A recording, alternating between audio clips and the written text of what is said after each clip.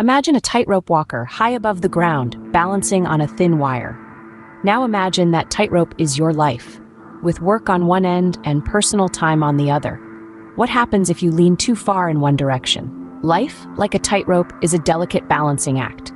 Too much weight on the work end, and the rope tilts, throwing your life off balance. The same happens when personal time overshadows work. It's like a precarious dance, where losing your footing could mean a steep fall into chaos. Picture this. You're juggling a million different tasks at work. Deadlines are looming and the pressure is mounting. You're so invested in your job that you barely have time for anything else. You're leaning too far on the work end of your life's tightrope, and it's starting to wobble. On the flip side, imagine having an overflowing social calendar. You're attending parties, going on trips, and spending countless hours on hobbies. But your work is suffering, deadlines are missed, and your professional life is in jeopardy. You're leaning too far on the personal end of the tightrope, and it's about to snap. This is the reality of our lives today. Striking the right balance between work and personal time is a challenge faced by many, regardless of profession or status. It's a universal struggle, a balancing act that we all participate in. Why is this balance so important, you ask? Well, without it, our mental and physical health could suffer. Relationships might strain, and overall quality of life could diminish. We might end up feeling like we're constantly walking on a shaky tightrope, with a fall into chaos just a misstep away. In this ever-evolving world where work demands are increasing and personal time seems to be shrinking, achieving a healthy work-life balance is more crucial than ever. It's about creating harmony between our professional and personal lives, ensuring neither overshadows the other. So how do we keep from falling off the tightrope of life? Consider the story of Jane Doe, a high-profile lawyer who consistently worked 80 hours a week. Jane was a workhorse, a relentless force of nature. She was the first one in the office and the last one out, a beacon of dedication. Jane's life revolved around her work. She was a high-octane professional, prioritizing her career above all else. But as the months turned into years, the weight of her workload began to take its toll. Her stress levels skyrocketed, her health deteriorated, and her relationships strained under the pressure of her seemingly endless work hours. The intense workload began to wear Jane down. She was frequently tired, often sick, and her vibrant personality began to lose its shine. She began to experience symptoms of burnout, a condition characterized by chronic physical and emotional exhaustion, cynicism, and a decreased sense of accomplishment. Jane was running on fumes, her body and mind crying out for relief, but she ignored the signs, pushing herself to keep going. At the same time, her personal relationships began to falter.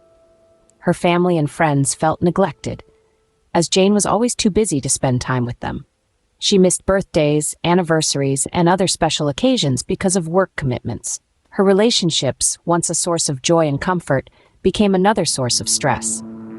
Then came the health issues. Jane's constant stress and lack of rest led to a weakened immune system, making her more susceptible to illnesses.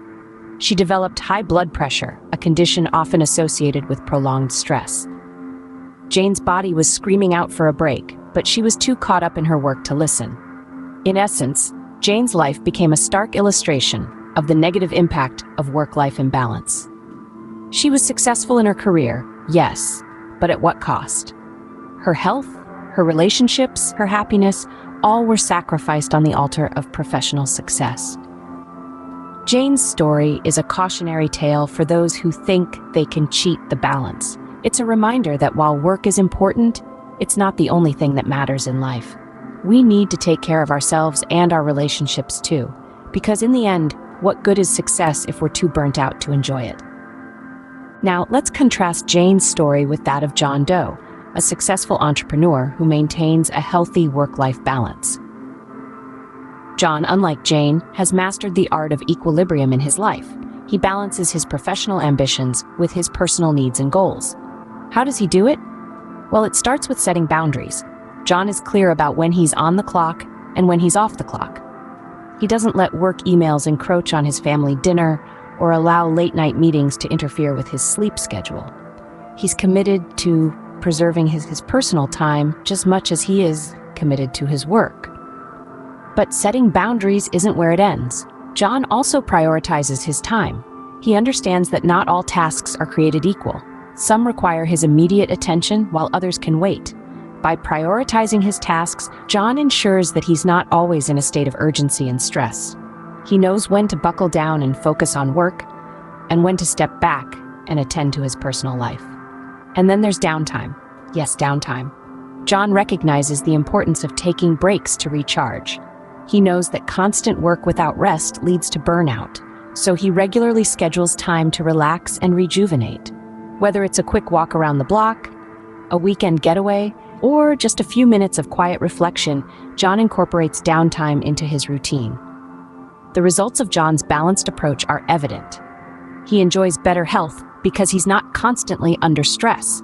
His relationships are stronger because he makes time for his loved ones. And he's even more productive at work because he's well rested and not constantly battling burnout. John's story is a testament to the power of balance. It's a reminder that work is just one aspect of life, not the entirety of it. It shows us that success isn't just about professional accomplishments, but also about personal fulfillment. John's story shows us that a balanced life isn't just possible, it's beneficial. But don't just take our word for it. There's a wealth of scientific evidence supporting the importance of work-life balance. The benefits of work-life balance are not just anecdotal. Numerous studies have delved into the subject, revealing the far-reaching impact of maintaining equilibrium between our professional and personal lives. For instance, a study published in the American Sociological Review found that employees with a healthy work-life balance reported fewer symptoms of anxiety and depression. The very act of balancing, shifting gears between work and personal life, acts as a buffer, reducing the risk of mental health issues. Similarly, the Journal of Occupational and Environmental Medicine published a study that showed a strong correlation between work-life imbalance and physical health problems. Employees who reported high work-life conflict were more likely to suffer from conditions like hypertension, sleep disorders, and even cardiovascular disease. The science also extends to productivity. A Stanford University study found that productivity per hour declines sharply when a person works more than 50 hours a week. So clocking those extra hours might not be as beneficial as you think. But it's not just about avoiding negative health outcomes. Work-life balance also contributes positively to overall happiness. According to a study in the Journal of Happiness Studies, individuals who felt they had a good work-life balance reported higher levels of happiness. This balance allows us to enjoy and find satisfaction in all aspects of our lives, not just our work. And let's not forget about stress management. A study in the Journal of Vocational Behavior found that employees who had a good work-life balance were better at managing stress. By having time to unwind and engage in leisure activities, they were more resilient and less likely to feel overwhelmed by work pressures. So it's quite clear, the science is unequivocal in its findings. Work-life balance is not just about feeling good, it's about our mental and physical health, our productivity, and our overall happiness.